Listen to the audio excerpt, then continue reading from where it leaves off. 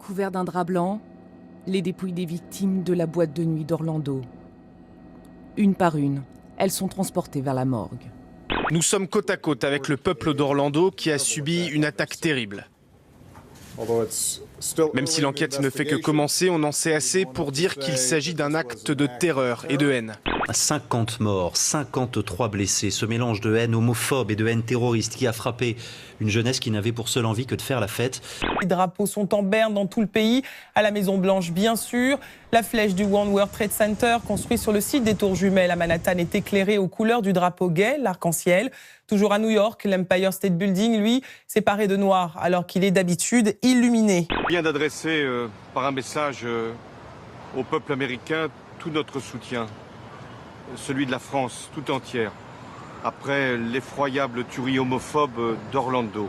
Omar Mateen a fait allégeance à l'État islamique juste avant son acte. Daesh a-t-il récupéré le crime ou le tueur était-il en mission ? Quelques mois après notre mariage, j'ai commencé à remarquer son instabilité. Il devenait fou. Il ne m'autorisait plus à parler à ma famille. Il me tenait éloigné d'elle.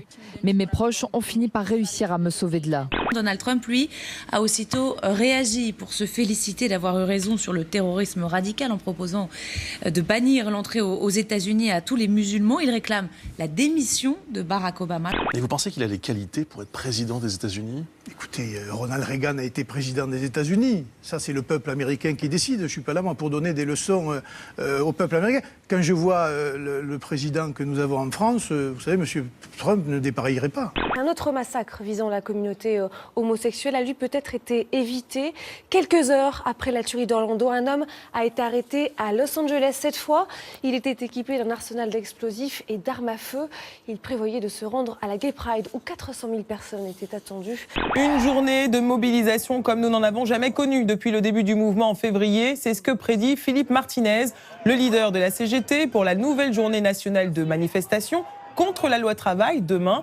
C'est dommage d'en arriver là, mais comme le gouvernement a l'air de dire que le mouvement s'essouffle, qu'il y aura une minorité, demain on va voir exactement la réalité. Donc vous allez montrer vos muscles ? Mais non, les salariés vont montrer qu'ils sont toujours déterminés. La scène se passe samedi après-midi sur le vieux port de Marseille.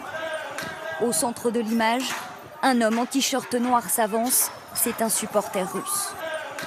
Poing serré, prêt à en découdre. Il est rejoint par des renforts et s'attaque à d'autres supporters, des Anglais. L'Euro sous la menace des hooligans. La vente d'alcool est interdite aujourd'hui aux supporters à Lyon où a lieu un des matchs. Un supporter irlandais est mort hier à Nice, éméché. Il a fait une chute de 8 mètres de haut. Un peu plus tard, un supporter anglais ici en rouge est violemment pris à partie. Les Russes lui arrachent son t-shirt. Il est isolé, roué de coups. Laissé inconscient au sol, il sera évacué quelques minutes plus tard par d'autres supporters. Le supporter anglais qui a été grièvement blessé samedi a été toujours hier soir entre la vie et la mort, mais dans un état stable, d'après les médecins. Cet Américain de 24 ans vient de vivre 555 jours sans son cœur dans la poitrine. À cause d'une myopathie cardiaque, les médecins lui ont retiré son cœur qui allait lâcher il y a 17 mois pour le remplacer par ça, en attendant une greffe. Un cœur externe, une machine de 7 kilos reliée par des tuyaux dans sa poitrine et qui fait circuler son sang. Un cœur qu'il met dans un sac à dos et qui l'emmène partout, même sur un terrain de basket.